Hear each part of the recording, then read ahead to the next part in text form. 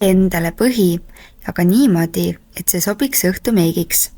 Enne ämbliku loomist teeme silma ning hakkame hajutama oma koopaluu peal, kuni me saame selliseks mõnusaks pehmeks tulemuse. Sügavkuldsega hajutame samuti mööda koopaluud, aga veidi altpoolt. Liikuvale laule paneme särava halli tooni ja kogu liikuva lau ulatuses. Võtame seda sama kuldset ning natukese hajutame piire mõnusalt hajusamaks ja et üleminek oleks sujuv. Lililolol on ideaalne roheline sädelus, mida lisada siis kogu liikuva lau ulatuses. Glitter lauvärvi paneme veel omakorda liikuva lau keskele.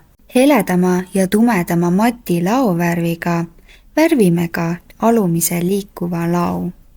Lisame tutikripsmed ning lisan neid pigem natukene hõredamalt, et tekiks selline ämbliku jalgade efekt.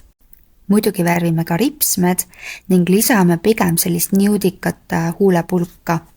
Ämbliku tegemiseks kasutan Coleor karamelli silmalainerit ning hambaorki, millele kannan ohtralt peale silmalainerit, et saaks tekitada ämbliku jalgade efekti. Hambaork aitab kindlamini jalgu joonistada, kuid siiski tuleks kasutada ilusama lõpptulemuse jaoks eraldi silmalainerit.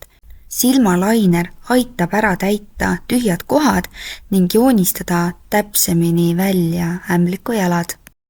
Punakas pruuni tooniga tekitame jalgade vahele ka varjud.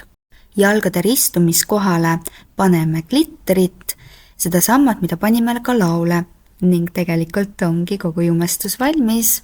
Head Halloweeni!